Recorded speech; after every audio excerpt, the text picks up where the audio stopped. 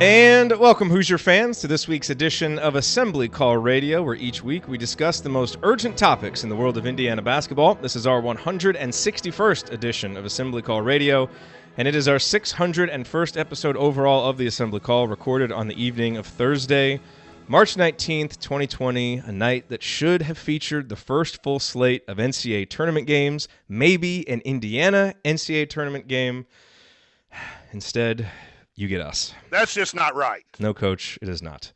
I'm your host, Jerod Morris. And let's begin this edition of the Assembly Call how we begin every edition of the Assembly Call, and that is with our Hoosier Proud banner moment. And Indiana is the national champion. When it comes down, Indiana will be champion. Smart takes the shot. The Hoosiers have won the national championship.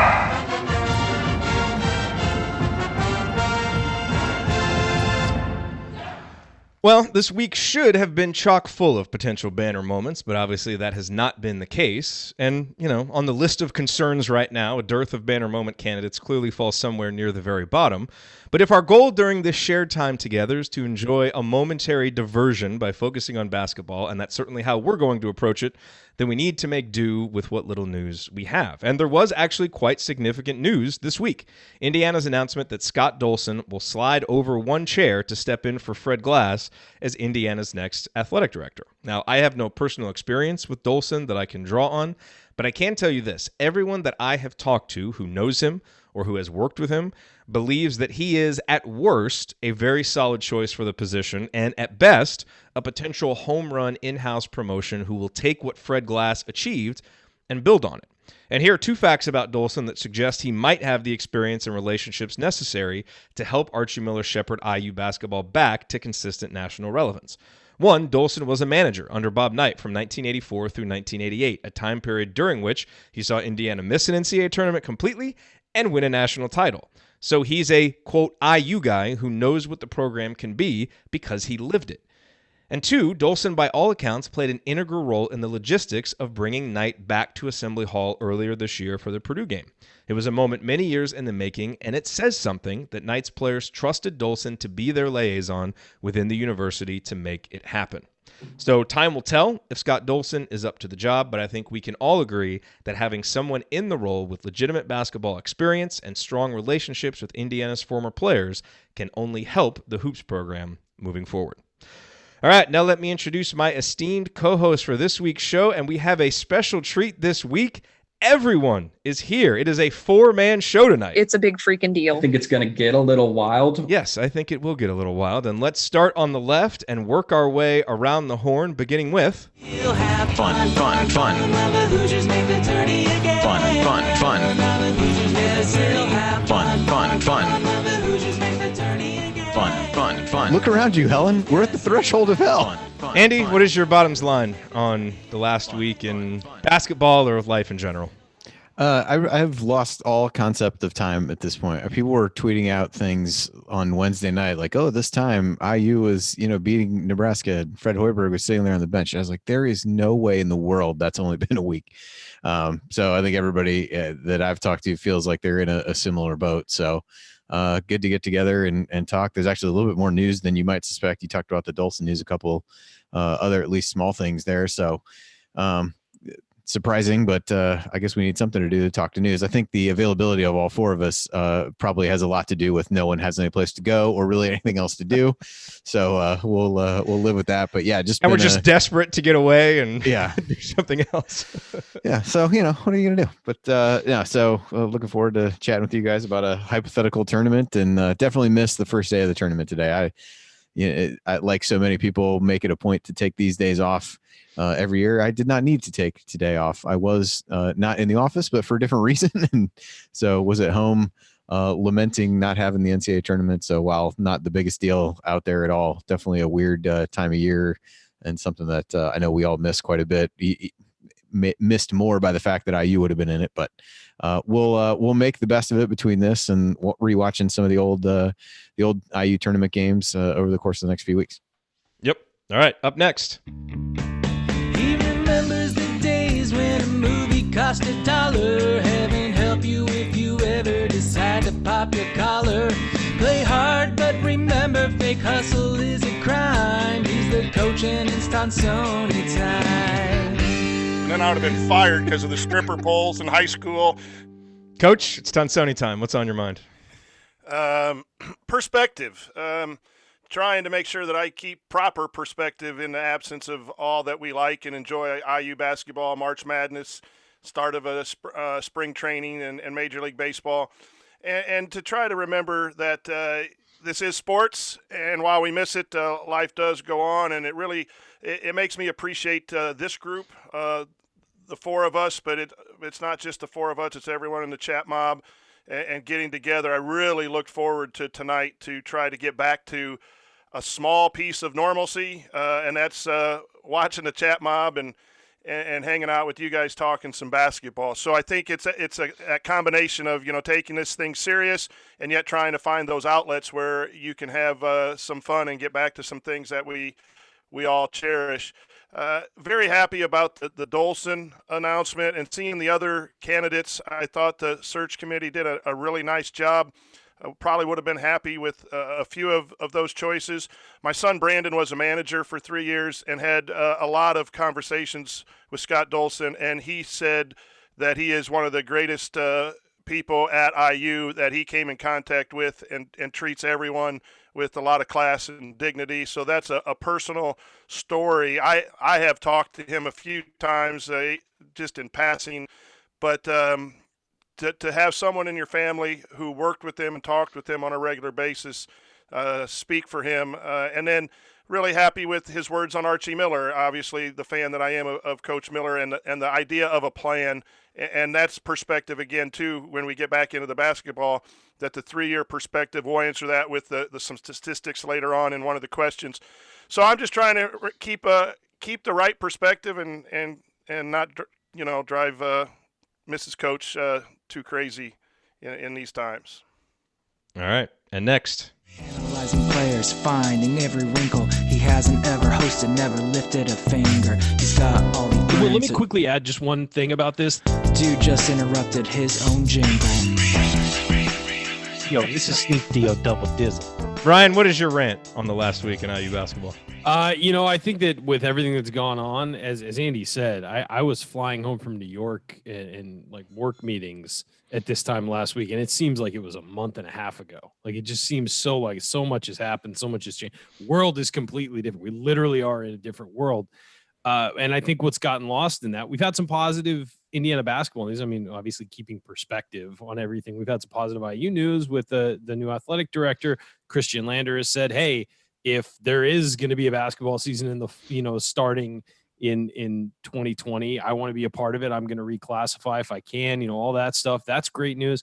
But something that got lost in all this is the fact that 2 seniors had their careers end through no fault of their own. And I think it's time to sort of, I know we'll probably do this in an off-season show, but I think it's just time to recognize Devontae Green and Deron Davis a little bit. I mean, those guys certainly didn't have the consistent careers that I think everybody hoped they would. But I mean, you look at them both, and Deron Davis came on campus as a highly touted recruit who I loved from his high school film. I mean, we have somewhere in the archives, when you scroll down there, we have a scouting report for him. And the fact that he played with Thomas Bryant, it seems like Thomas Bryant's been gone for like 10 years. And the fact that as a freshman, he played as Thomas Bryant's backup and then was sort of, as Archie took over, supposed to be the guy who sort of took over for him. And he opened that sophomore season by playing really well against Duke and, all these things. And it felt like things were going really well. And then he had injuries. Devontae Green was a guy who, while frustrating and not consistent, could go nuclear as quickly as any player I've ever seen in an IU uniform. Obviously, I don't have the depth of experience that you guys do with IU, but, as in my time, he was one of those guys where he'd hit 2 threes and you'd be like, oh, he could make 6 more. It was just, he'd get into these hot streaks where he was just lights out. And while he wasn't as consistent as people wanted, I appreciated the effort these guys had over the last couple of years. And I know we criticized certainly both of them at times, and of course Devontae at times, but it's heartbreaking that their seasons ended the way they did, because this team started to play pretty well and started to put together some good performances. And the fact that in their first 3 years, they didn't get to go to a tournament, probably because of things outside of their control. There was a coaching change. There was a complete culture change, all these things. And finally, during their senior year, they had earned, I think in the estimation of everyone, I've got the 2 bracketologists here with me, but in the estimation of everyone, they had earned a spot in the tournament and didn't get to go, is just really sad. And I think that Hoosier Nation, and I know a lot of people have, but just needs to wrap their arms around those guys. I mean, regardless of what the results were on the court, those guys worked hard for 4 years and they gave everything they had. Duran specifically working his way back from injury and all of that. And it just stinks that it ended the way it did for those guys. And so, that's really sad. And I think that's kind of gotten lost in the seed change. As Andy said, I love March Madness and I would have loved watching the tournament today. And as I was thinking about that today, I thought, oh man, IU would have been in it too for the first time in a while. And we had 2 seniors who had never gotten to do it. So this would have been a special thing for them. And it's a shame they didn't get to do it. So they'll always be part of the family though, no matter what. And I'd love to see those guys continue to come back to IU. Absolutely. Okay. Here's what we're going to talk about. We're going to talk a little bit more about the Khristian Lander reclassification news from this week, what that may mean. And then we are going to break down the official Assembly Call bracket. I know that no official bracket was released, but we came up with ours from all the bracketologists from the Assembly Call. And so we are going to break that bracket down just because it's fun and kind of scratches that bracket itch. And then we got a bunch of good questions in the mediocre mailbag that we will get to. Before we get to that, a couple of announcements. Number one, make sure that you support our friends at Home Field. These guys are doing right by their employees in a really, really tough time, guaranteeing sick leave, guaranteeing pay even if they have to cut hours. Absolutely a small business that you want to support. We love those guys. Homefieldapparel.com. You can use the promo code Assembly Assembly20 to get 20% off. As you may have seen, if you are on our email list, we normally do a donation drive around this time, kind of help support us, cover the cost of the show in the off season. We are putting that off, and we would ask that if, supporting us is something that you have done in the past or that you would consider doing now, instead, go support Home Field, support a small business, or consider supporting a local food bank. You can go to foodpantries.org or feedingamerica.org. Both of those are great places to find food banks in your area. Support them because they are really going to pick up the slack for a lot of kids who are out of school, who depend on school to get food. Food banks often pick up the slack for that. And then the last note, Andy alluded to this, we are starting a live rewatch of classic Indiana NCAA tournament games. If you want the details for this, go to assemblycall.com/rewatch.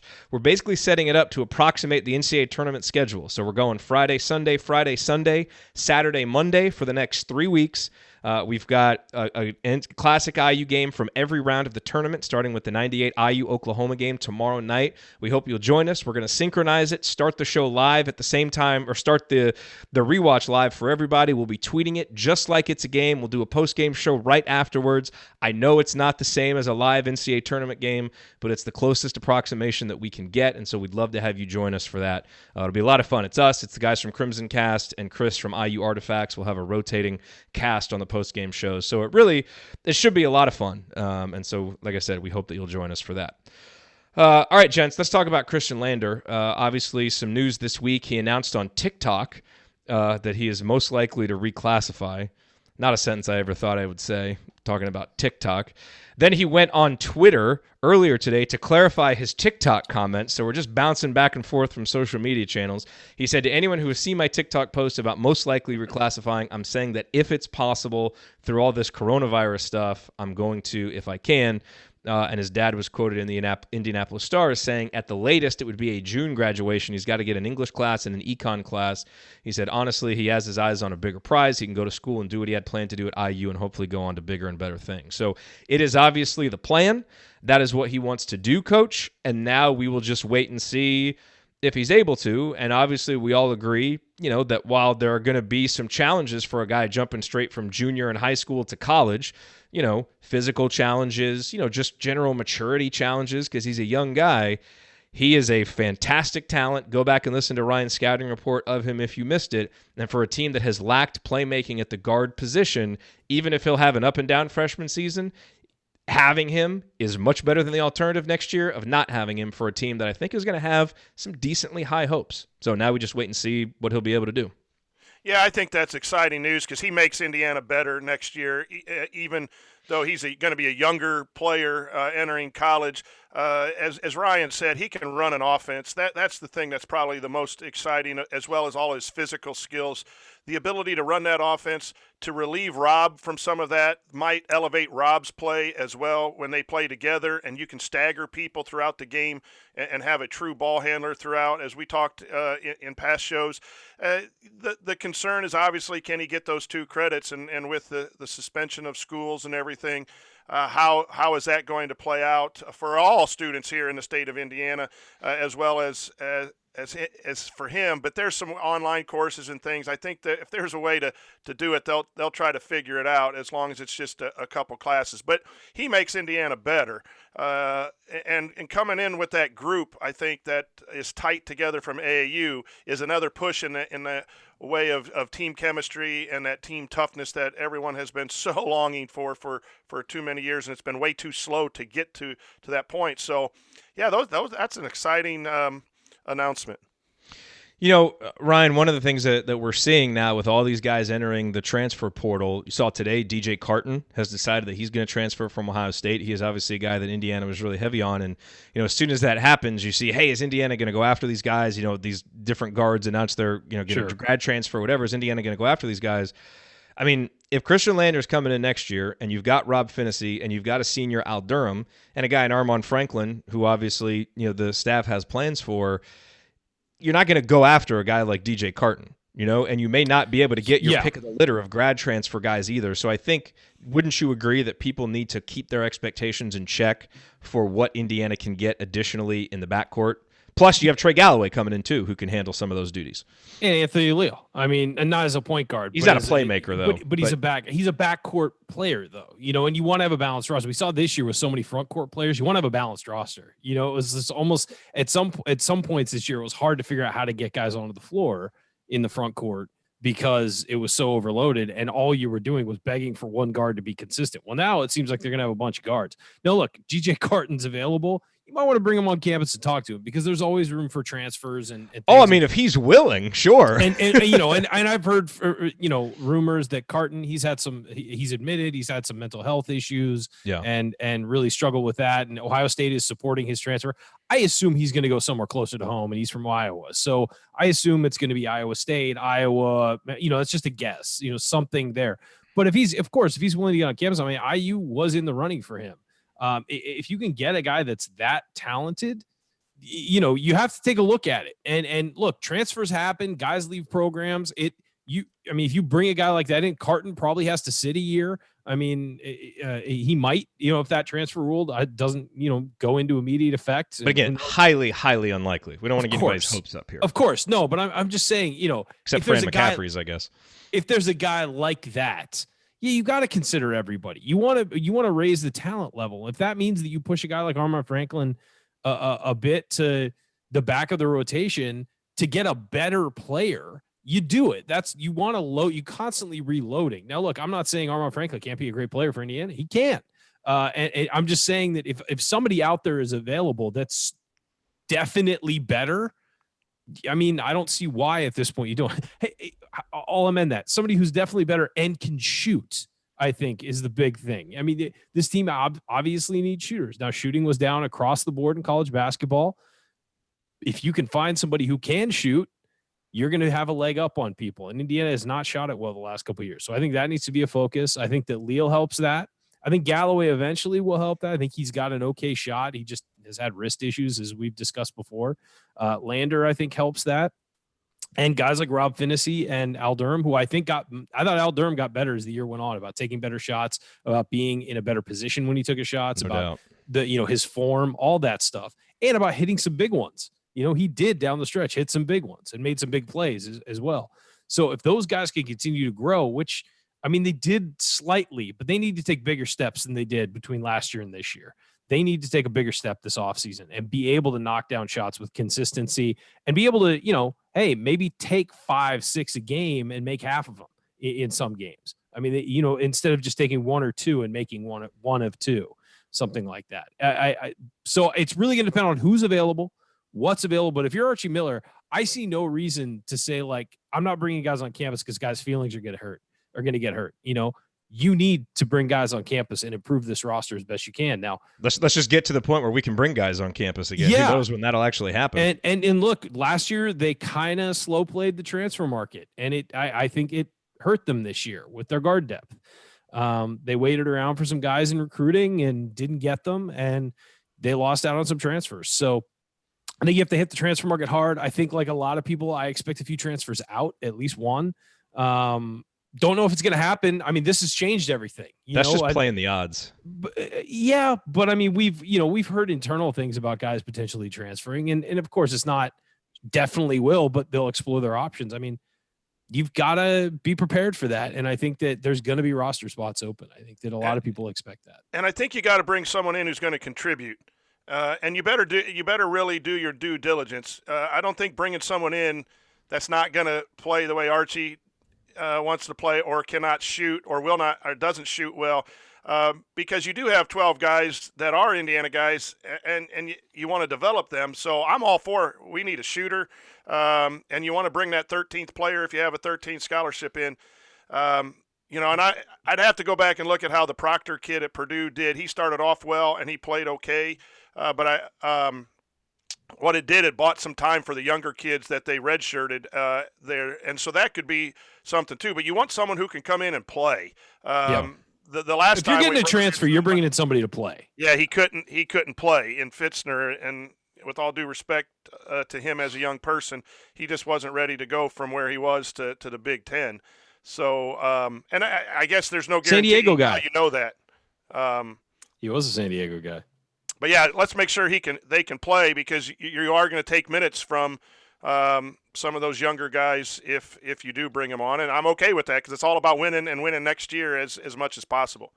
By the way, our 4-man rotation lasted, 11 minutes? Andy had to hop off because there are tornado sirens, as if, you needed something else to worry about. This is fun. So hopefully Andy will get back. He said he may try to hop on with us here in a little bit, especially since we're going to get ready to start breaking down a bracket that he was the one who compiled. But that is what we're going to do next coming up here. I know that we don't have the real bracket to break down. That is disappointing, but we do have the official Assembly Call bracket to break down. Our composite bracket made from the best bracketologists in the business. We are going to do that next. It'll be fun. Stick with us.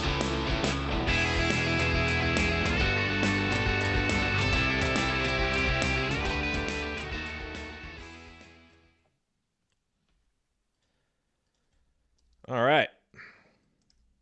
Hello, everybody out there. It is so nice to see 55 people watching. It is nice to see that. Off season. Not a whole lot of news. Going to break down a fake bracket. Appreciate you guys being here. For real. For real. Yeah. It's going to be interesting to see what happens with the roster. It's going to be interesting to see what happens with player development this offseason. I mean, well, you started to see teams it's early, but that aren't getting one and dones start to redshirt people. And that wasn't utilized in college basketball for a long time unless there was an injury. And you've seen Villanova do it to great success. Purdue did it a couple times. You're starting to see these teams that aren't Duke, North Carolina, and Kansas start to utilize the red shirt and sort of weaponize it a little bit to make sure they have seasoned players filling their roster every time. I think that's a possibility for AU. I don't know who it would be next year, because I think that the incoming guys fill spots that fill kind of roles that they need. You know what? If he sticks around, I could see Demezy Anderson maybe getting a red shirt for a year to try and improve and work on his game if he does stick around. But who knows what's going to happen with that? When you look at the roster next year, it's really intriguing. It's missing two things for me, and one is experience. Yeah. Because you just don't know how you like the young guys, but you just don't know how they're going to come in and play. Are they going to be Rob, where he came in and contributed right away? Are they going to be Armand, where you have a good game and an off 6 games and then a couple good games, and that's good. And then you have some freshmen like Demezy who don't make it that freshman year. So when you look at the roster, it's kind of intriguing and interesting. But the shooting aspect, you need to have Jerome step up and be a better shooter. If he's going to play a lot of the 3, you're going to need Armand and the guards to hit some shots. So that's where that extra scholarship, if it's open with the shooter, does intrigue me. But I also don't mind leaving it blank, I just like think you said, part of it's got to be a dude. It's got to be a guy who can play. Yeah, but here's the thing. It's going to be interesting to see how this shutdown impacts the transfer market because guys aren't going to be able to go on visits. Yeah. Like there were guys who a week from now will be going on transfer visits, and they can't now. So I think if guys do transfer, they might be transferring to places they visited during their recruitment, which sometimes happens anyway. But, going to places they're familiar with because they can't go get on campus somewhere. Yeah. It's fascinating. I mean, we're in uncharted territory. I wonder if it'll tamp down the transfer market because guys are just like, I don't want to risk it. I'm going to stay here. Who knows if there's even another season coming, like if the season will start on time or whatever. And guys will just say, I'll stay put and give it another year. But same thing with your NBA testing. Yeah. The draft. I mean, and put your name in and go around and stay places and be worked out by places. You may have guys getting recruited solely on game or getting drafted solely on game tape. I mean, they know these guys really well. They start scouting when they're in high school, but still, I mean, there's guys who played really well this year. Like Obi Toppin was a nothing recruit. They watched him play, but they want to get their hands on medical records and interview him and things like that. And they're going to have to do the interviews via Skype. They're going to have to, maybe they can do a closed door workout with like 3 people and videotape it. I mean, like it's really fascinating how this is going to change sports over the next couple months. I mean, I know that's not the biggest worry we have in the world. No, right but now, it's just so open-ended. It's like, hey, maybe if things really go right over the next few weeks, maybe things can return to normal by the middle of May. And then you can have some semblance of a normal schedule, but that's really optimistic. Like it really is. From what we've been told behind the scenes at the major sports leagues at work, it's very optimistic. Yeah, and they're not sure. But you might in June start seeing empty arena type stuff, just to get them going because the NBA's got to get going at some point, or they're going to have to scrap the season, and they don't want to scrap the season where they were doing all these tributes to Kobe and had this big coming together and everything. They don't want to have no champion in that year. And I think that baseball is going to have to cut its season down. I mean, they keep saying they're going to play the full thing. I don't think there's any chance that happens. So we'll see. It's going to be late. It's going to be a long time, and we'll be here every week to help you guys out. And then some other times we will with streaming content. Yes, we will. Andy Bottoms is back, ladies and gentlemen. What's the tornado situation? I mean, why the hell not? Why would you not just have, just I started to hear some outside and then Jen's texting me. She's like, oh, the tornado sirens are going off. I didn't even know. I mean, it's been like pouring down rain here for quite some time, but it seems okay. Not what's heading next? An hour to our part of town. So what's next? Locusts? I don't have my plagues down straight. It's frogs. Is that the oh boy. So, I think we're good. I'm going to get that drop because after a couple of bad Indiana losses in a row, what's next? Locusts is going to be a pretty good one. That was a good one. It's a good one. All right. Well, good, Andy. We wanted to make sure that you were back for the bracket so that you can give us a quick rundown of how you compiled it. Okay. And, do this for 15, 20 minutes. Yeah, I put a couple other potential topics in the list for that one, like 5-12 upsets or other upset picks that we had or something like that if you want to do that. Yeah. Okay. I'm good regardless. And I guess I'll just tell people to go to Twitter because I've tweeted it out a bunch. The bracket. Yeah, if they're listening, if they want to see the bracket, they can go to Twitter and find it, or tweet me, or email me, or whatever. Okay, you guys ready to go? Yep. Yep. Right, let's do it. Here we go.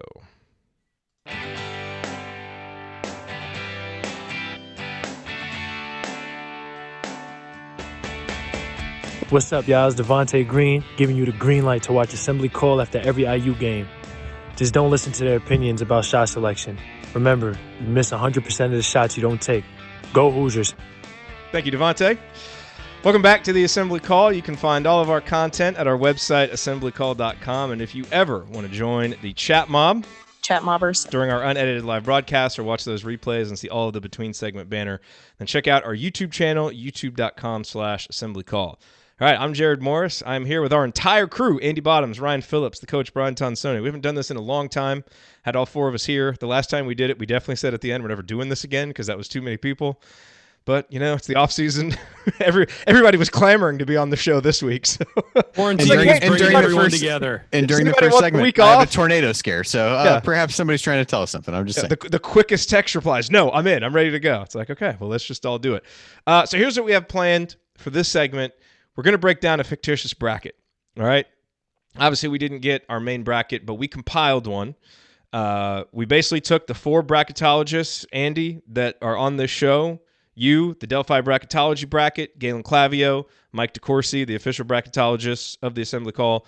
You can correct me if I'm wrong, but I think you kind of let the bracket guy Dave bracket break ties, and then I hope you checked it against Joe Lenardi's bracket to make sure there was no overlap, because we certainly don't want to have any overlap with his. I did not do that part, but the first part that you said was true. So yeah, I got those 4. In the case of Galen and Delphi, I had to get some bootleg unpublished copies that no one had seen, because neither of them had actually put up a new bracket for Thursday morning, given everything that was going on. So they were all kind enough to send me there. So did that, and then any ties, which I think was inclusive of even the last spot in the field, I just used the seed list that Dave puts up at Bracketville to break any ties, and then I plugged it into this Excel spreadsheet that Chad Sherwood, who does stuff on Hoops HD, has given me the last couple of years to kind of make sure you're not breaking any of the rules of bracketing and any of that stuff, and put it together, and then I let it sit for a few days before I even had the heart to really look at it. No one name drops highly ranked bracketologists like Andy Bottoms. Hey, I just want to give people credit for I know. Chad's spreadsheet made things a whole lot easier. So here's what I want to say to preface this before we do it. You might be thinking, this is the dumbest thing I've ever heard, breaking down a fake bracket. I'm not going to tell you that you're not right.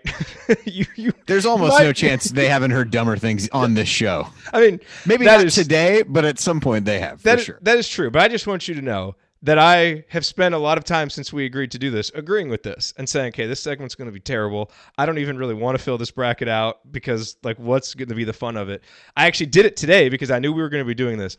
I had so much more fun than I thought I was going to filling out the bracket, even though it's not the real bracket, just trying to figure out who would win and then the matchups and filling it out and seeing how it would develop and what matchups would be there. I'm telling you, it was more fun than I thought. So if you want to do this, if you haven't had a chance to do it yet, I've posted it like 6 times in our Twitter feed if you go to @AssemblyCall, or just send me a tweet, email me, Jerod @AssemblyCall. I'll send it to you if you want to go fill it out. But now I'm not going to run through the entire thing. But let's kind of go through. And how do you want to start this, Andy? Should we just start from the Indiana perspective? Where do you want to explain where you guys had Indiana and maybe what the range was between the 4 of you for where the Hoosiers were? Yeah, that would be good if I had the sheet up that would tell me that. I think everybody had him. They were between, I think Dave might have had him. Well, I didn't use his. I don't know. Anywhere between 9 and 11, I think. Probably mostly 10 and 11. They ended up as a 10 seed in the composite. Playing against Houston, which I will add, I'm sure people are like, oh, you have a really good sense of humor that you did that on purpose. But actually, based on the way like the bracketing rules work, it was kind of hard not to have it that way. 2 of the other 7 seeds were Big Ten teams, which limited it. So IU couldn't play them. And then Rutgers was actually higher on the 10 line. So they got the geographic preference, and IU took the one that was left over. So they'd be, according to this, in Sacramento playing Kelvin Sampson and Houston in the first round, and then the 2 seed in that area was San Diego State. Not only have to play Kelvin Sampson, but get stuck in Sacramento. Nobody wants to be in Sacramento. Well, the interesting thing, not just about this bracket, but kind of all the mock brackets that you saw, and when you look at bracket matrix, where Indiana was, and then what the other teams were that were projected to be Indiana opponents. There were the possibility for so many great matchups, because based on where Indiana was, you could have played Arizona with Sean Miller. You could have potentially played Colorado, which had McKinley Wright, the point guard that Archie recruited to Dayton. You could have potentially played Virginia, depending on, how low their seed went, although they probably would have been a little bit higher. There were a lot of really intriguing potential first-round matchups with interesting storylines. Of course, we'll never, get to see what the actual one would have been. But what did everybody do with that first round game? If it had been Indiana Houston, please tell me that we're all picking Indiana to advance. Homerism and all. Come on. Okay, what is your hypothetical scenario? Even hypothetically, to pick Kelvin Sampson to beat IU. I know. In all seriousness, every team from the American was in a weird spot because nobody in that league had really really asserted themselves. Houston had by far the highest net ranking, but really in terms of quality wins and things like that, they didn't have a ton.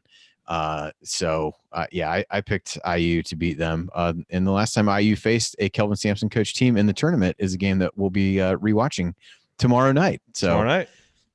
Kelvin Sampson in his 4th year at Oklahoma, I think. That's the game we're going to do from the 1998 first round. He didn't make it to 4 years at Indiana. I wonder what happened there. Odd. Not sure. How weird. Not sure. Coach, so you had Indiana winning? Yeah, the first round against Houston, and I also think their second round matchup is probably the best they could have asked for. The 2 seeds are all tough, but San Diego State had struggled down the stretch. And San Diego State's shooting was not good, yeah. Their resume just was bolstered by having no losses for a while, and then they lost to a couple quad 3 teams. So, I'm not saying it's an easy win for Indiana, but that's probably the best matchup for the Hoosiers. Yeah, I mean, and just so people know, the other 2 seeds were just Florida State, Villanova, and Maryland. Oh man. Yeah, so two of them you couldn't play, you wouldn't. They would let you play Florida State again in the second round, but that's fairly unlikely. Wouldn't be able to really be matched up against Maryland. And Villanova was on the roll late. I don't believe. And then Villanova was pretty hot. I'm not sure that playing a really super strong offensive team. Not a good matchup. Sounds particularly good. Here's what I'll say about San Diego State. The only thing, the main thing that worried me about is the perimeter defense from their guards is really good. And if Indiana, we've seen this year, if Indiana didn't shoot well or didn't at least get some shots to fall, they tended to lose. And so that would be the one concern. San Diego State's defense for any, I don't care who they played, for any level, that's a legit defense. The thing San Diego State didn't do down the stretch is make shots. And Malachi Flynn is a fantastic player, but he and the other guys on the perimeter, when they lost those 2 games late, they just went ice cold. And they did that a couple times, and thanks to their defense, they were able to eke it out. But yeah, of those remaining matchups, I mean, I would have loved to play Florida State again.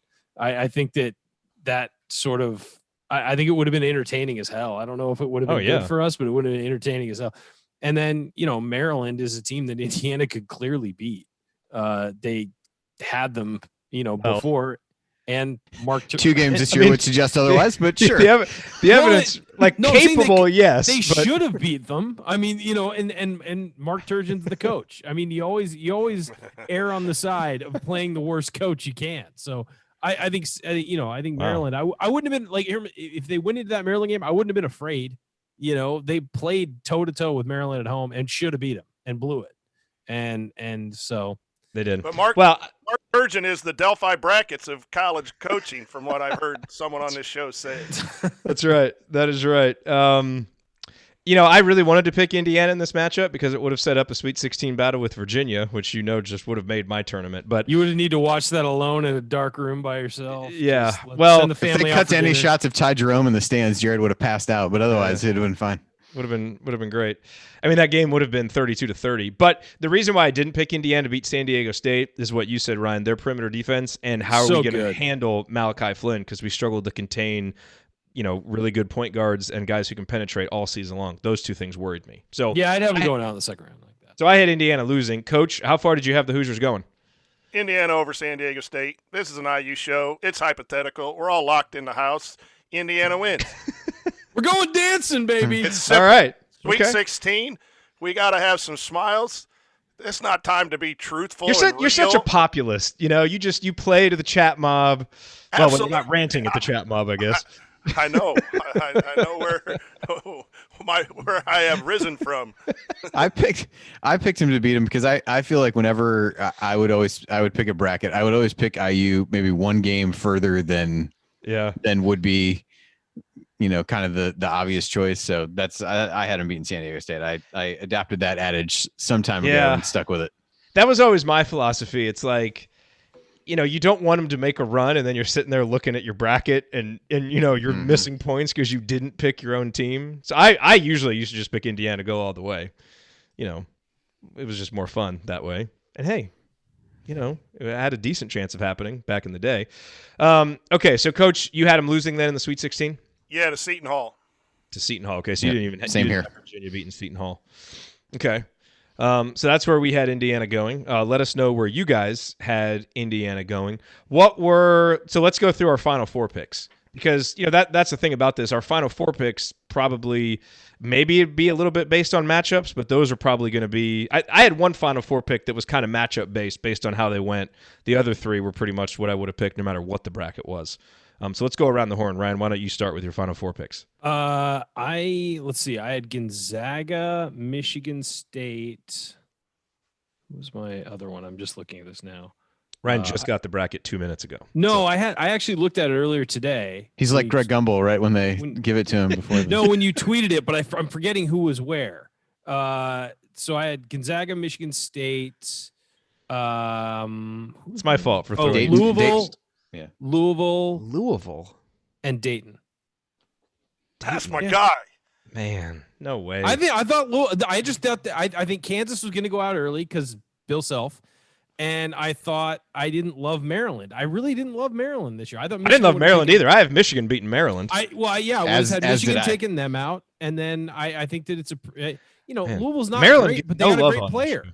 Louisville's got a great. I'm with you, Ryan. I have Louisville in the Final Four, beating Kansas in Indianapolis, where the Louisville fans come, make it a home court for the Sweet 16.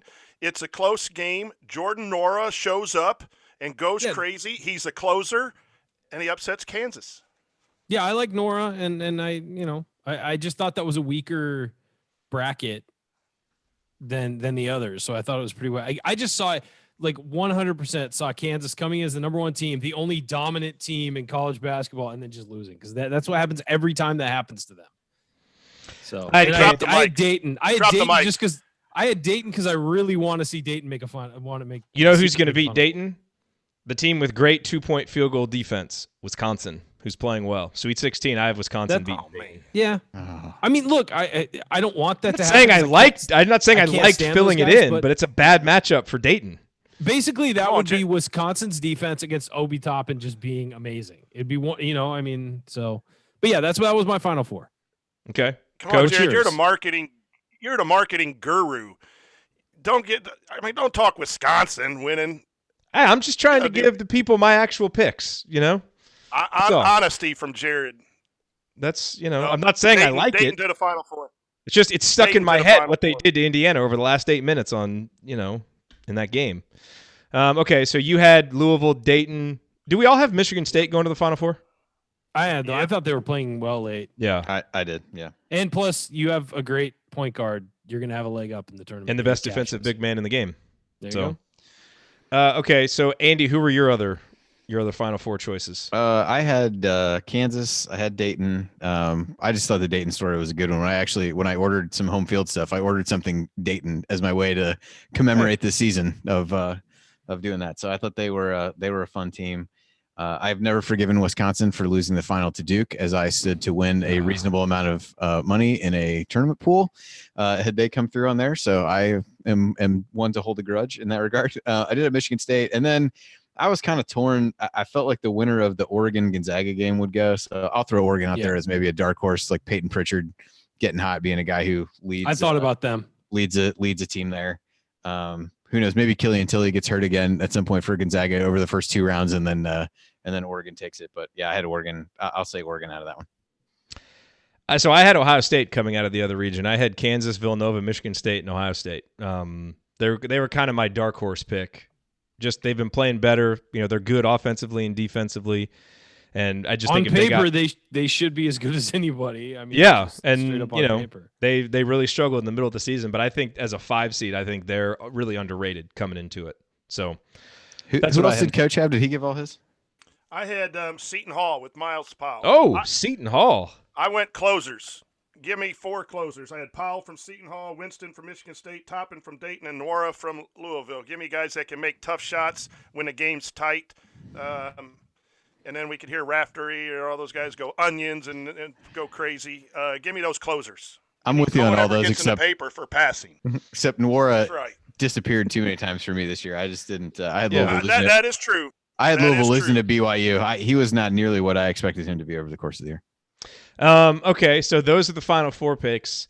Did anybody have any big Cinderellas? I mean, Ohio State, I guess, would kind of qualify as a 5 seed making they're not really a Cinderella though. That's just kind of an underdog making the Final Four. I had Yale winning the first round. Yeah, so did I. Yeah. I did too. I didn't have. I had whoever won the Richmond Xavier game beating West Virginia, which is probably not terribly. But no one had like just shocking. a Cinderella they really believed in going to like the Sweet 16 or the Elite Eight. I didn't either. No, I mean, I think seed-wise, I had Texas Tech in the Sweet 16. I did too. I could have seen that. Yeah, Texas Tech beating Penn Duke. State. Yeah. If you really believe in the net, though, that's not a Cinderella story whatsoever. But I had him beating Duke just because. But seed-wise, yeah. I think 2 of our 7 seed Big Ten teams make the Sweet 16, and one of them pops to the Elite Eight. I think the Big Ten was so good. I had Michigan in the Sweet 16. I had Illinois in the Sweet 16 because of a close. You had Illinois beating Villanova? Beating Duke. I could see that because of DeSunmu. Like, Who and especially after what Coach said about closers, I could see you picking him there. Coach, who'd you have in the 8? Which 7 seed did you have in the 8? I had Michigan, Louisville, and Dayton, Illinois. Okay. I just believe in the Big Ten. I think it was the toughest year, and I think somebody had to pop. Jerod had Ohio State pop, and I have no problem with that. I think that those are teams that seed-wise you don't think are going to win, that are going to come up with talented people that have been Illinois won on the road, several games on the road with that closer. And so if I was looking for teams to pop and go against the grain of chalk, that's why I picked that. Okay. And I think Maryland's too soft mentally. They had technicals and the action of Smith at IU. They're too soft mentally. Very, very good, but they're going to get beat early. No Big Ten team gets disrespected on this show more than Maryland. Ryan saying Wisconsin. We're clearly better, even though no, I'm talking about disrespected. Wisconsin gets hated. They're not disrespected. Okay, that's fair. Maryland just gets disrespected on the show constantly. I'm not saying it's unwarranted, but it's just it amuses me. So who does everyone have as champion? I mean, is that the next Michigan State? Go to? I think this was the year the Big Ten won it all, and I think the storyline of Cassius Winston winning it. I love the Cassius Winston Xavier Tillman storyline. I think Rocket Watts was coming along. I just feel like it was going to be one of those refuse to lose, God's plan, all that stuff type year for them. I had a hard, and they were playing really well. They were underrated, I think, heading into the tournament. I would love to be like, no, it's this. I had Michigan State too. I had Michigan State Dayton in the final. I threw Kansas out for the potential of the title getting vacated. So that seems. So you had Kansas winning? Yeah, vacated, you know what? Canceled, I got to the end, and there was a couple that I didn't just even write down. I was probably not quite like Jerod. Like I wasn't super excited about filling this out, and then I was just kind of like, all right, I got enough. I can shoot from the hip on the games that I don't have in here. So I did like Kansas. I thought they were playing well. I think with Azubuike and Dotson, that's a good inside-outside duo. So I'll say them just to be different and for the potential drama of vacating the Final Four. That's interesting, though. I mean, we both clearly. I mean, obviously, you guys picked Kansas to lose early, but those were the 2 picks. 3 of us picked Michigan State. So if you're listening, let us know. Obviously, you don't know this bracket, but who were kind of your Final Four teams, independent of matchups? Who's the team that you thought was going to win it all? Are we kind of all out here on an island overrating Michigan State, or are you buying the Spartans too? Be interesting to know what everybody thinks. Would have been nice to have one bracket that we all could have done, but if you need that itch, or if you need to scratch that itch, I had a lot of fun doing it, so we can send you the bracket if you want to do it. Any final thoughts? Coach, Andy, any final thoughts on the bracketing process? Do you want to say a few words about your bracket that was not going to be submitted to the bracket matrix? At least those rankings live on for another season. So, you guys are still 11th and 13th respectively overall. Yeah, I don't know. It was disappointing. It's kind of one of those things. I'm sure Coach is the same way. I know you talked about it last week, being able to try to use it as a teaching point for your kids. So that was potentially good for you. I was not open to that teaching moment personally. And I sat and thought about all the time I took over the course of the season, keeping things up to date in the spreadsheet and doing whatever, and kind of getting ready for the final exam, if you will, to do that was a bummer, but obviously not more important than everything else that was going on. But nothing too much to say about the bracket. I did look back though. All 4 had IU as a 10 or an 11. Coach and I had them as 10s. The other 2 had them as 11s. Okay. Makes sense. I feel pretty comfortable about Indiana being in. this last week's just been a smack to my face, having a basketball team going to the regionals and that canceled. You work all year to do that. And then with the bracketology thing, like Andy says, you put so much time into it. And we had a new television show with Greg Rakestraw, and all of that was going to come to an end, and that's what you work for. And I had taken 2 personal days, so I haven't seen my kids since this announcement. And it just, bam, text messaging. Your students, you mean? My students, yes. Yeah. Because of when the tournament got called and everything. So, yeah, I'm trying to keep perspective and publicly be positive. But there's times when I'm howling at the moon in the basement and saying choice words because it's just been an abrupt ending. But again, the health of all of us is a heck of a lot more important than my bracket. So trying to keep positive. Delphi bracketology is not Mark Turgeon. That's right. By the way, what? What? Coach, you got to cut down some nets before it all got shut. You down. did. Absolutely. You did get to cut down the nets.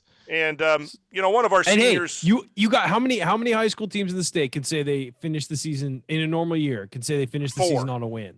Just 4. And now there you go.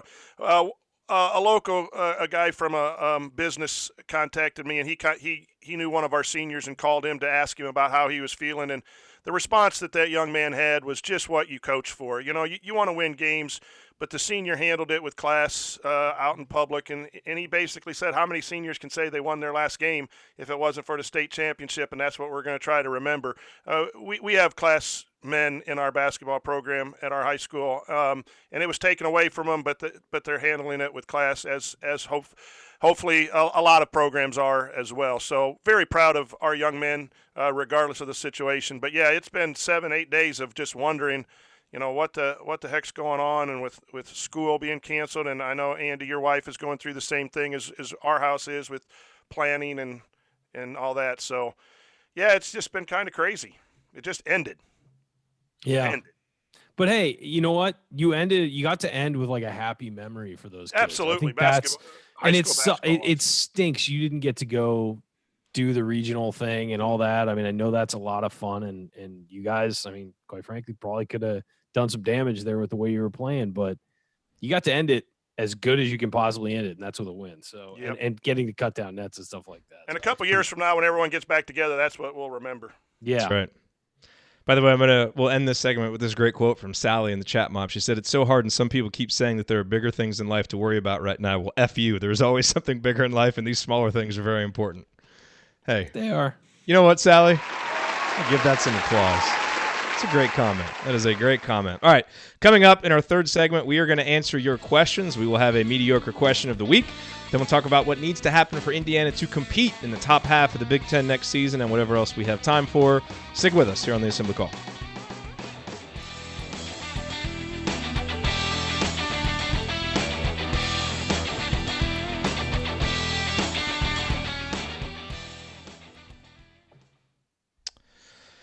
All right. Good stuff. Well, there we go. We got a full segment out of that. Wasn't a total disaster, was it? That's fine. It only would have been a disaster if Andy couldn't come back on. That would have been bad. That would have definitely been bad. All right. Talk about something real quick. I got to do some math to see how much time we have left for this next segment. Oh, boy. Math. So, I know. Well, we haven't done math on the show in a little while, but I'm trying to do something a little different today. Yeah. So, Coach, have you had the big Yahtzee matchup yet tonight, or is that post show? My cat's joining the show now, but no, we haven't had the matchup yet. It was postponed. My oldest son came home and he gets priority, so they were playing some games instead. So I got whooped last night. I like the halftime report from Brent. That was well done. We're trying hard, man, to have some sanity. Okay, so this has to be kind of a short segment. We got about not much, 3 minutes and 7 seconds. We didn't leave much, so we'll go very quickly in this segment. We'll hop right into the questions. I won't belabor a bunch of stuff at the beginning, but then we can answer the other questions at the end. We just got to get out of the radio segment quickly. Yeah, how long did you say? 6 minutes? 3. No. Oh, 3. 3 minutes and 7 seconds. Almost had it. And we need to do the outro music. So we got about 240, a cool 240. So All right. So I assume you're going to hit Jay's question since you teased it in the other part, and then. Yeah, we'll do that one first. Okay. Quickly. All right. Quickly. Okay. Let's do this. All right. Here we go.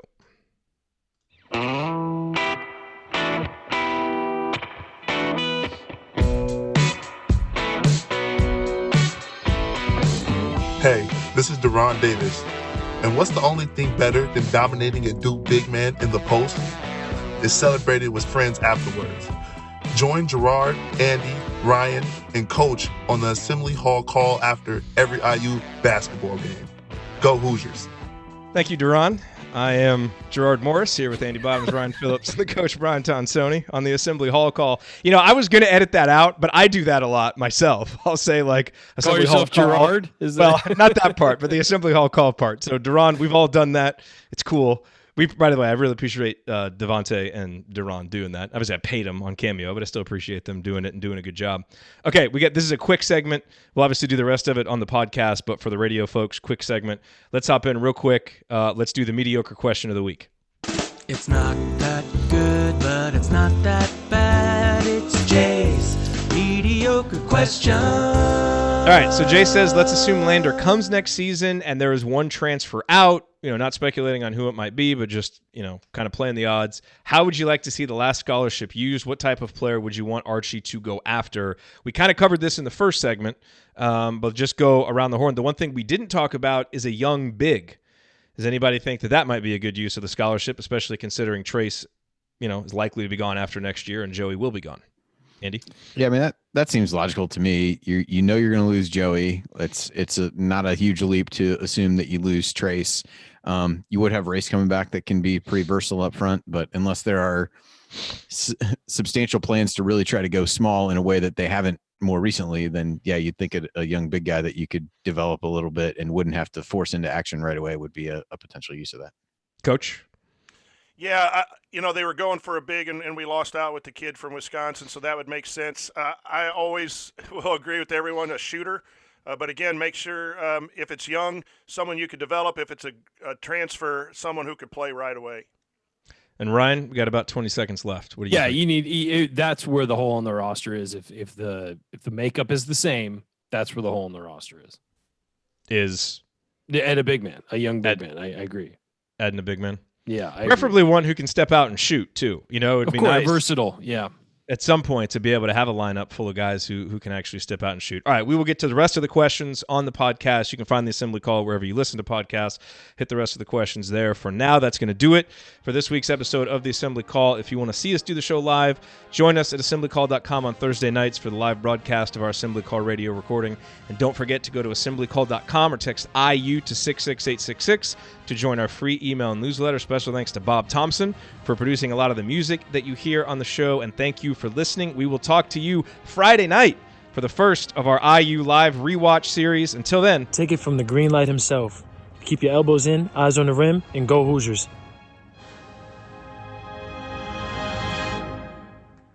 Thank everybody for coming out. All right, I got to get out of here, folks. Thank you. Can your mom bring some tiramisu? All right. That was Devontae did a good job with those. Yeah, he did.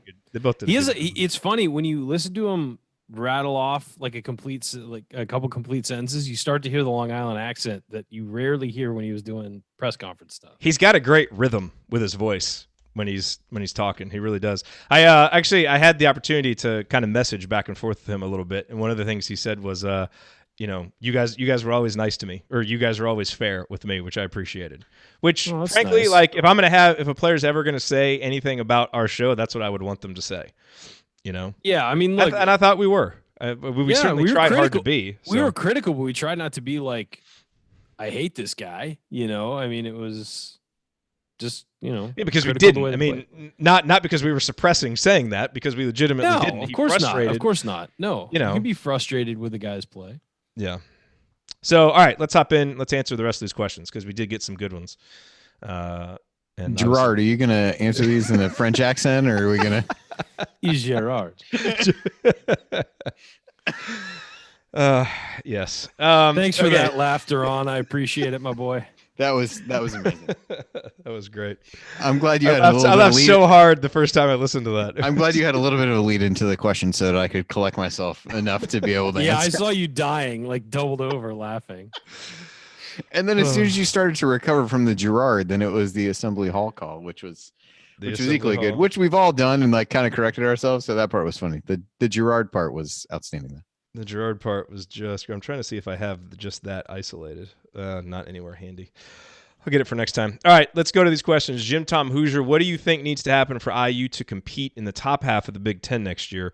This goes along a little bit with the conversation actually that Alex and I had on Podcast on the Brink, which was about expectations for next year, which we both agreed, given how, Archie's kind of done the minimum each year to keep the ball moving forward.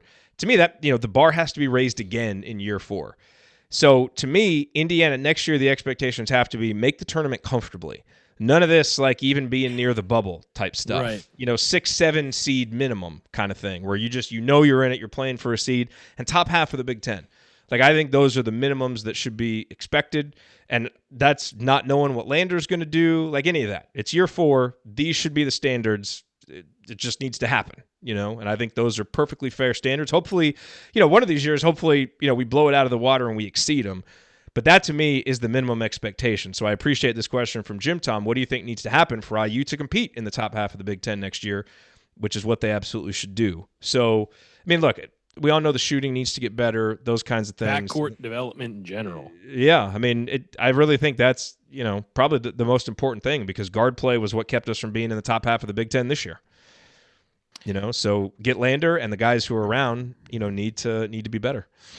Yeah, the only thing I'd add is just some, from a development perspective, is getting to a point where Race and Trace feel more comfortable stepping out to not necessarily shoot threes, but some other way to space the floor in scenarios where you're going to play them alongside Joey, which you're going to do that a decent amount, I would imagine, if it's anything like this year. So I think from a skill development standpoint, that would be a big one. Just to, again, nobody's asking go be a 40% 3-point shooter or anything like that, but to be able to make them consistently enough to, to be able to keep defenses honest and pull people away from the basket. Yeah. I would add and agree with all of that. I would like to see more pace, the transition game, and trying to score some points that way. I went back, and I don't know the statistics of pace and all that from Ken Palm, Archie's teams at Dayton, but I went back and watched one of their games, and it just seemed they had a different flow. That was with the Scoochie Smith dude and Davis at the guard, and they were playing with only 6 or 7 players at that time and a real small post player. And they fed the post a little bit, but it just seemed to flow a little bit more. So whatever offense needs to do, we can't have the droughts. We can't go because that hurt our defense at times too with the mental approach when the ball didn't go in. I thought they got better at that.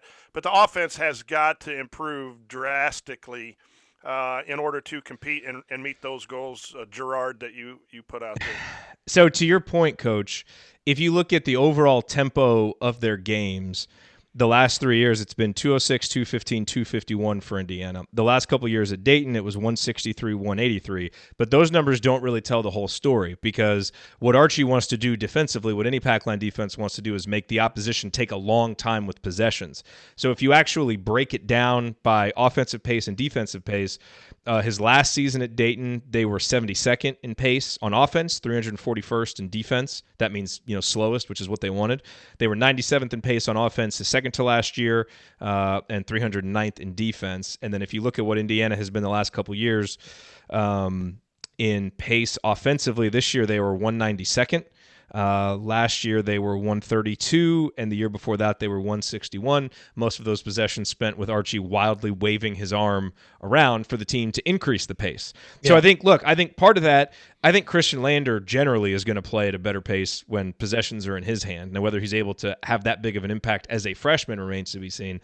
A lot of that is going to fall on Rob Phinisee, who is kind of a more deliberate point guard. Like, that's just his style. So I think he and Archie, and if you remember, the guys that Archie had at Dayton, we're a little bit more aggressive. And I think that's the one thing we talked about so much with Rob was, man, be aggressive. And when he would drive to the hole and really be that aggressive guy, it's like, holy crap, this is what it can look like, And so, and we've talked about this when he's attacking and he's feet forward, like leaning forward with his drives.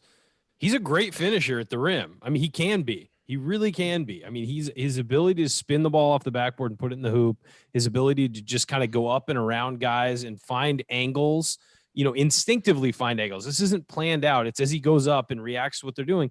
He does a great job of putting the ball in the hoop when he's actually attacking and getting into the paint, and doing it aggressively, as opposed to sort of going into the paint, softly and throwing something up. But when he's actually attacking in an attack mode, he's a much better basketball player than when he's in a conservative mode. And we don't know what role health played in that this year. Of course, yeah. Because he didn't develop like everybody thought. And so maybe what happens is if he can get healthy, another year of confidence, he's an upperclassman, maybe you do see a leap. And maybe you don't. And maybe, it just never quite materializes like we hoped. But I really think, you talk about the most important things for next year. I think if Indiana's going to be a top half of the Big Ten team, at a minimum, Rob Phinisee is an honorable mention All Big Ten point guard. At a minimum, and I think Al Durham has to be a leader. Conversations, yeah, and Al Durham has to be a leader. Yep, Lander helps Rob. It just helps him. And a lot of people say it's a competition between the two. No, it helps him, because if you're the best defender and you're the lead point guard, that's asking you to be the best player on both sides of the ball. People can do that, but it's awful difficult. Lander, go run the offense. Phinisee, shut down the Cassius Winstons of the league, and then play off of that. I think that just makes him better, and it pushes him. The same with what Leo and Galloway and Geronimo might not come in and be great right away, but they'll push for 10 minutes here or there, and they'll be pushing in practice. So you just see now that's starting to take place, but I think Lander helps Rob and helps the pace tremendously next year. What you want from the freshmen next year is to have OG Anunoby / Juwan Morgan freshman years. Exactly. Supplement the team, pick them up. When energy's down, or when, there were times where Indiana would hit a lineup this year and just go into a tailspin offensively, or where we need energy, we need somebody, and then use that to springboard into being a more contributing player the next year. Play 10 minutes a game, but play a good 10 minutes and then springboard into playing more. And that's development. That's the way you do it. Franklin wins some of those games. Those first 8 games had to play a lot. He came in and contributed there. He wins the Notre Dame game with the big shot. He had some energy games later. He had some lulls. But now we got 3 or 4. Lander will play a lot more, but the other 3, you can, okay, who's going to be hot now? That's a good point to have, or a good place to be as a coach. If Lander comes in and he works out this offseason and gains 10 to 15 pounds of muscle, which is totally doable in an off season where you have a focused training regimen and are not worrying about school and other things, and you're ready to go. Hey, you can do it with a towel in your kitchen if you've seen Cliff Marshall's latest video. Which is useful, not for Christian Lander, useful for average Joes like us. He's got this workout video. I've seen a towel in your kitchen. Okay, No, but if Lander comes in and he gains some weight, just laid out on me there, man. I just like giving you a look. And you know exactly what I'm thinking when I do, because we've done this for 9 years now.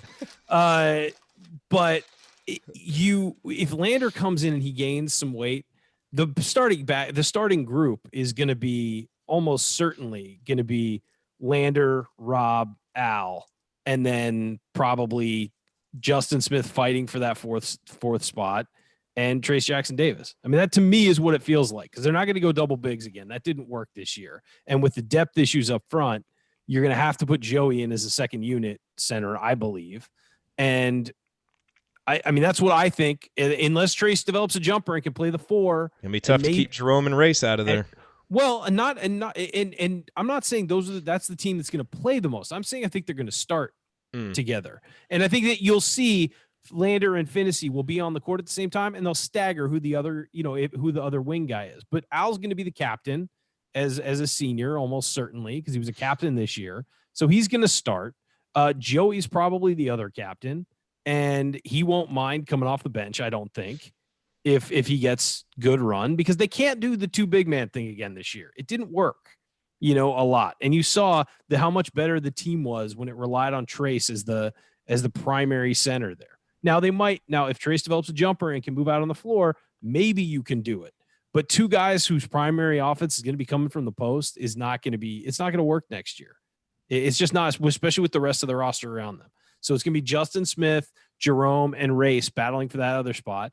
And I think if, let's say in that scenario, Justin Smith wins the job, Jerome and Race are going to play as much as the starters, I think.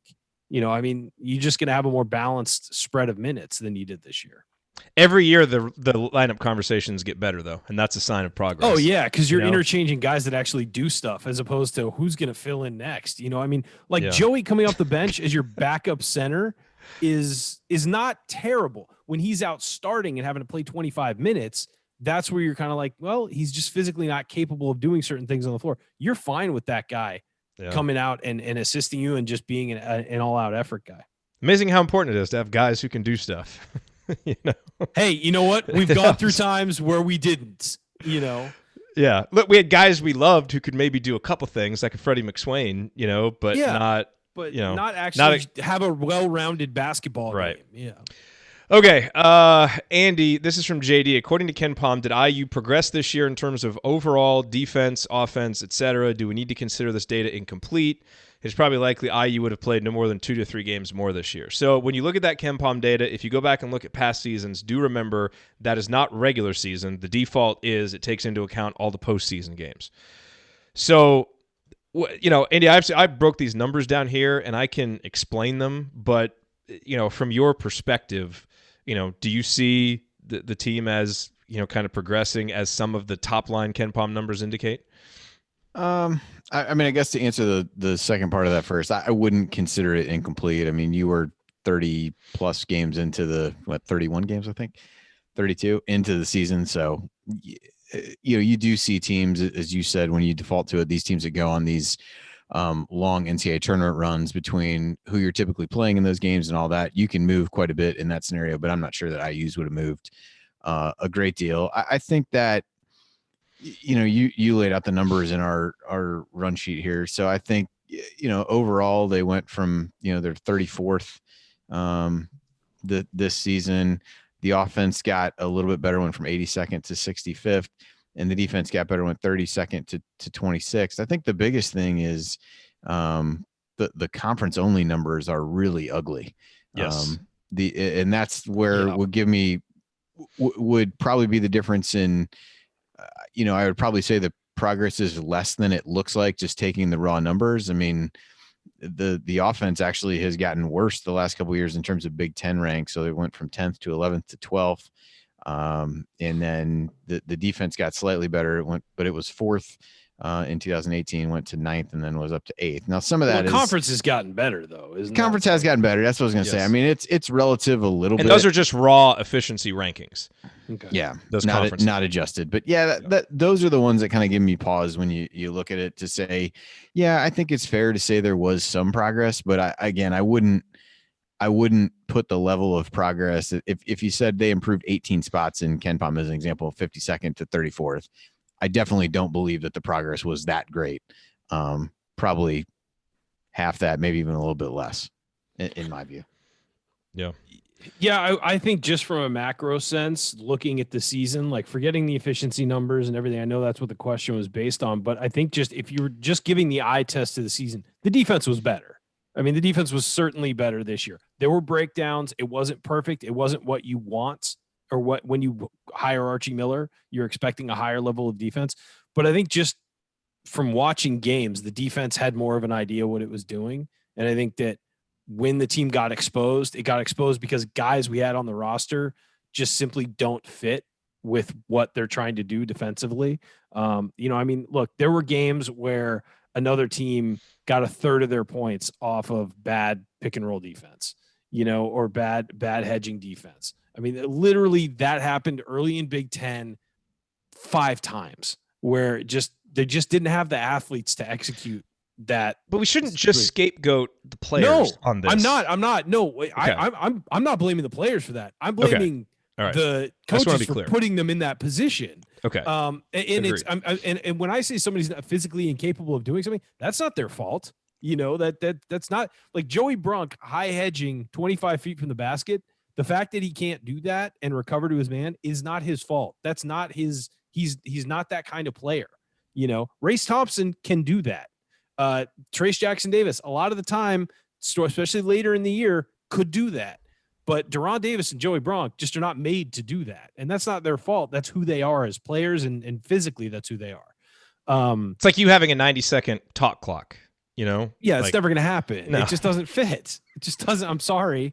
That would be our fault for putting you in that position. Thank you. You have me on the show, and then don't want me to be surprising thing. Coach is done with this. Talk basketball. Yeah, here's the surprising thing, because the eye test, you just don't feel good about the long droughts and the Yes. bad especially shooting. Offensively, yeah. But the statistics show an improvement, and I think sometimes I get caught up in where I believe the team should be, and where each player on my favorite team should be, and maybe where they really are, and then compare where they really are to where they ended up. Or am I comparing them to where I thought they should be as a person not in the program? The offense got better and the defense got better every year, and we lost some really good players last year. I will always come back to the fact that where Ryan, he said we don't have players to do certain things. Yeah, offensively, defensively, that ultimately comes back to the coaching staff for roster construction. But there also has to be, how are these numbers getting better if the players – so there has to be some credit to the kids who played and to the coaching staff as well for taking this group and maximizing what this group can do. And we as fans, we just lose that perspective real quick because of our desire. But all of us had IU lifted higher in the Big Ten than the national people did, and the national people turned out to be right. And I hate to admit that. But we didn't have a closer. We didn't have a consistent scorer. We didn't have all of these things, and yet a 10 seed in the NCAA tournament. Didn't have a really great year last year, and we were the second team out of the tournament at 17-15, had a winning record in Archie's first year with none of his recruits. And so, yes, it's too slow, and it's not where Indiana basketball, and I know I'll get, the people will tweet at me, well, you're sugarcoating the expectations for Indiana basketball. No, it needs to be great and needs to be Sweet 16 every year. But when I take a step back, there has been progress. There has been progress, maybe just not as fast as we want it to be, and I just need to be more real in my evaluation of who we're asking to do stuff. Just throwing that out there. Yeah. I mean, look, it's not a black or white conversation. There has been growth. Certainly, just compare it to last year. That team lost 12 out of 13 games. Like, I think that's the thing about this year is I do think this year's team strung together more coherent possessions. Over the course of the season. Now, there were droughts and there were stretches, and it's, there's so many things that still need to get better, but they did string together more coherent possessions, and that's, it's a low bar for expectation, but we did see that. So, and that's the thing to remember about last year too. You remember how injuries impacted that. That team's numbers and that team's record would have been a lot better without some of the devastating injuries that team faced. And this team was really pretty healthy this year, outside of Rob and Devontae missing a lot of practice early in the season, which probably set them back. We had pretty good health this year. So some of that's in there. But yeah, I mean, to kind of answer the question, finally, the overall numbers are better. But I think if you look a little bit deeper at the conference numbers, you got to give them the context that the conference is better, but there are concerns there. And so, these are some things now that need to get cleaned up. It should get cleaned up with better players, hopefully with guys being in the system longer, and hopefully with better fits for, guys to play this system. Hopefully, because there's going to be a lot of pressure on Archie coming into this year. And so, it's got to, we can't come out of next season saying, well, were we better than last? Next year has got to be better. It's got to be the best. Clearly, unequivocally, hey, we're better and we're moving forward. It just does. You can give a coach 3 years of okay, you got the minimum bar. Now it's time to jump forward. Well, I think the other thing, I mean, one of the things that people would cite when you looked at reasons the IU seed might not have even been higher and things like that, their net ranking was really bad, and the reason for that, in large part, is a number of games where they were just straight up uncompetitive. And I think that's the other sign of progress. You can have some games where you blow people out early in the season that can help mask those a little bit, even though stuff's weighted by, strength of opponent and different things like that. But there was just too many road games was really where this happened, where they just didn't show up. And I think that to me is the next sign of progress, where you're going to have some of those. But I'd rather have one as opposed to 5 or however many it ended up being. I think that was the other part that I think muted some of the progress, even though toward the end of the season, it seemed like they put that part of it behind them. Yeah. Okay, let's run through the rest of these here. This is from JD, clearly directed at Ryan. What's up with this Wichita State situation? I've seen the amount of guys leave before, but usually only with a coaching change. So 6 players transferring out of Wichita State, and clearly based on... Goodman said there might even be one more who's considered. Yeah. Boy.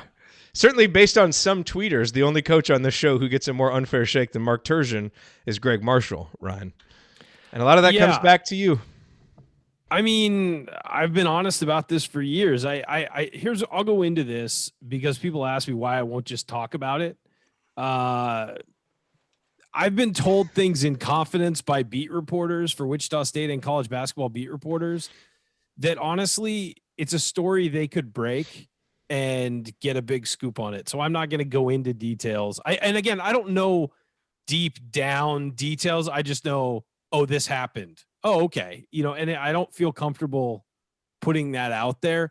It's just safe to say that Greg Marshall, from a personality standpoint, is not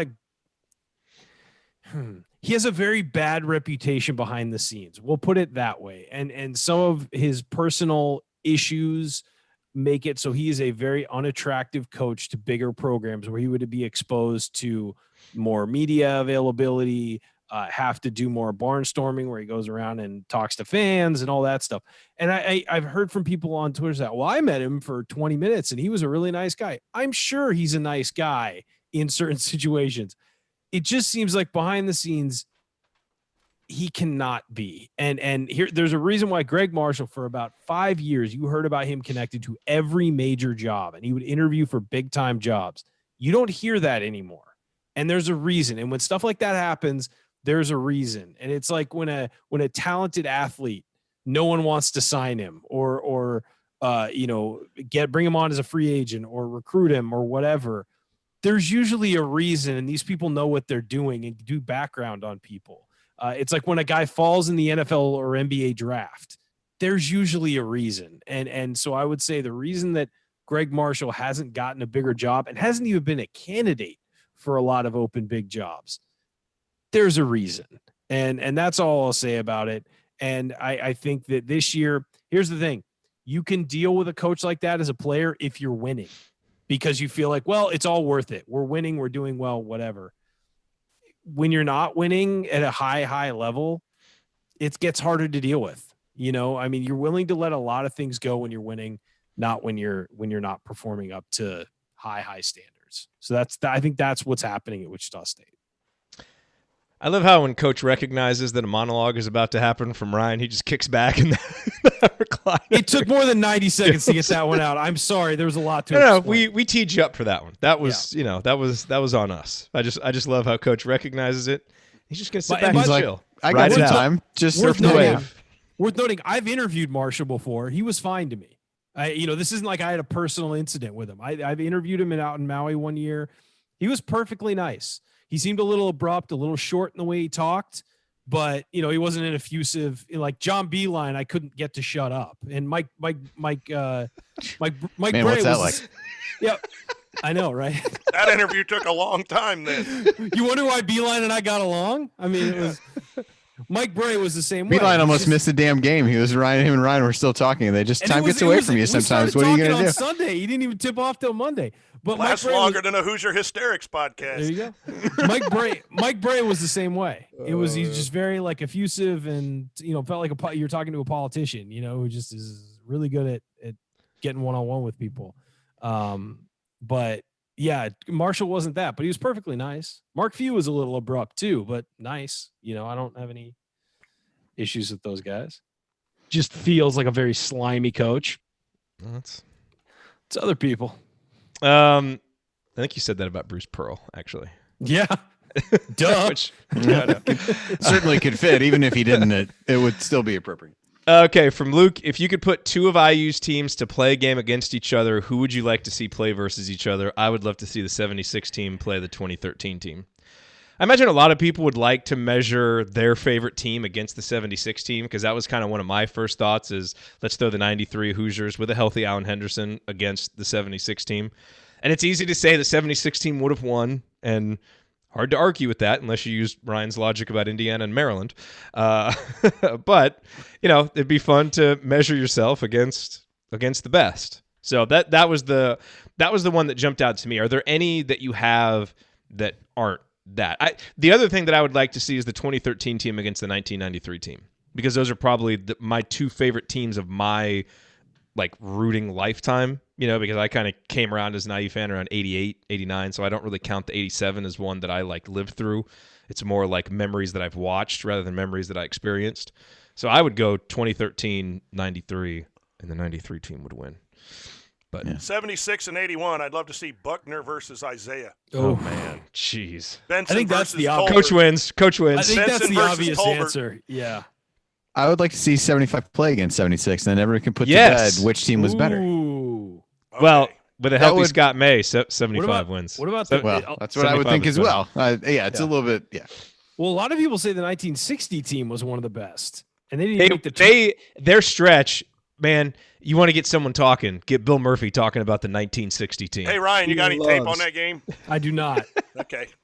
That team was playing unbelievable at the end of the year, but they didn't even make the NCAA tournament. Because they lost, I think, a tiebreaker to Ohio State, even though they beat them by 25 points, I think, at Ohio State the last game of the season. And here's the thing. Here's the thing. They all, to a man, will tell you we were better than Ohio State, and that Ohio State team had Jerry Lucas, John Havlicek, and Bobby Knight on it. Yeah. That was a loaded Ohio State team. I know. And then they all played together in the Olympics that summer. Andy said 93 would beat 13 very easily.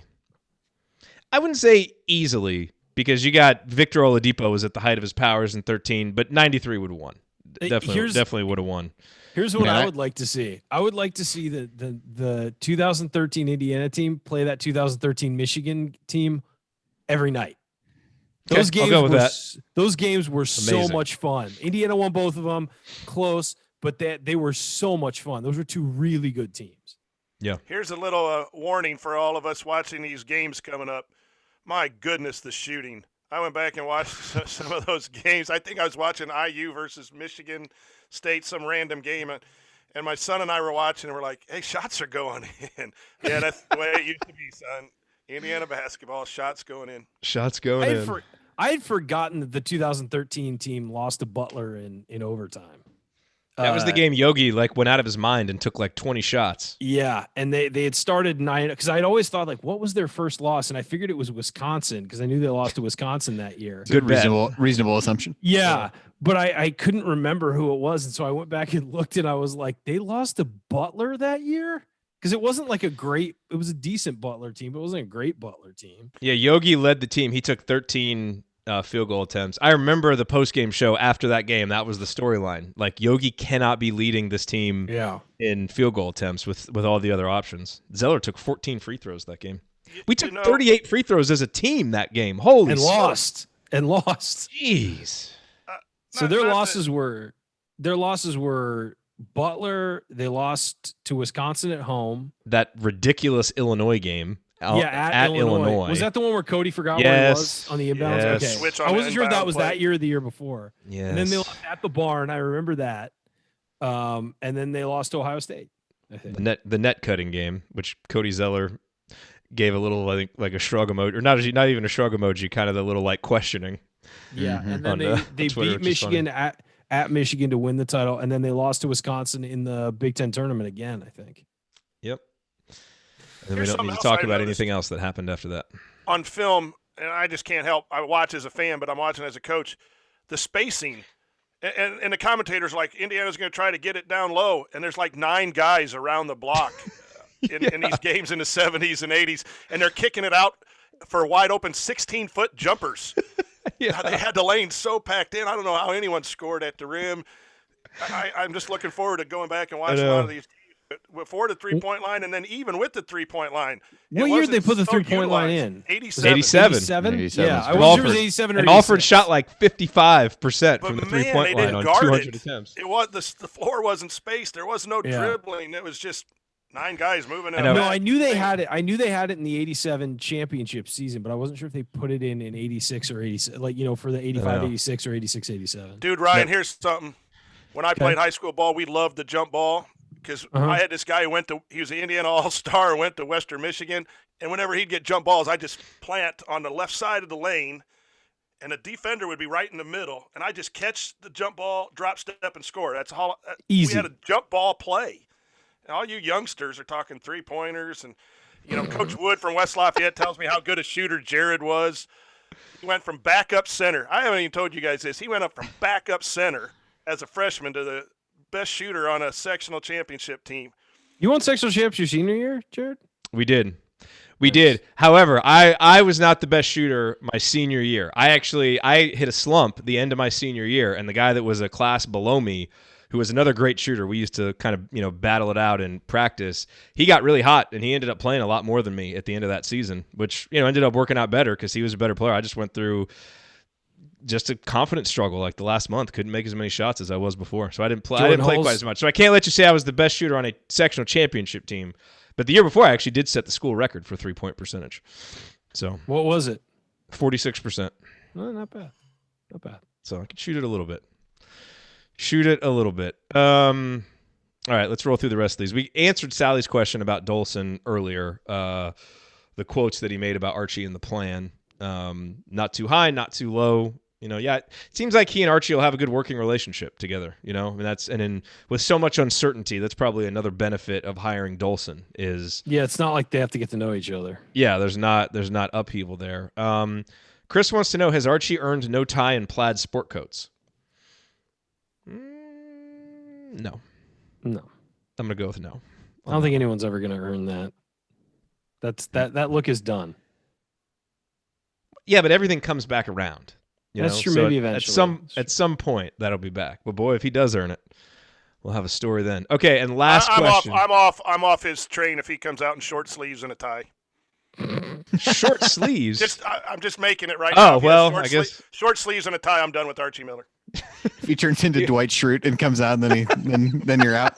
Yep, done. Mustard yellow shirt. Yeah, no. I don't care how good he coaches. Oh man. Okay, and last question. This one is definitely going to Andy because there is only one answer to this question. We'll see if he remembers. From Max. And I don't know what Max was doing. I guess he was just like looking through old schedules. He goes, how did the Noah Vonleh Hoosiers beat number 3 16-0 Wisconsin after 12 straight losses to the Badgers? Did that even really happen? Andy, do you recall the reason why that happened? Because it is someone's game. It is the blank game. I'm looking it up now, so I can't. I don't want to. Does anybody remember this? Am I the only one? The Robert Johnson game, isn't it? No. I'm kidding. God, you were just guessing. Yeah, because he was Andy. No.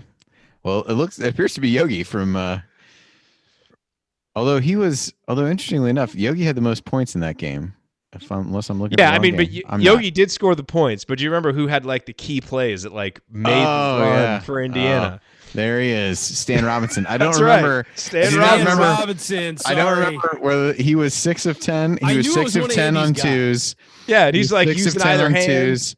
Yeah, and I don't know what hand he was shooting with in that particular season or game, but yeah, he had 13. Yogi had 25, although he was 1 of 8 from 3, but had 25 points, 4 assists, no turnovers.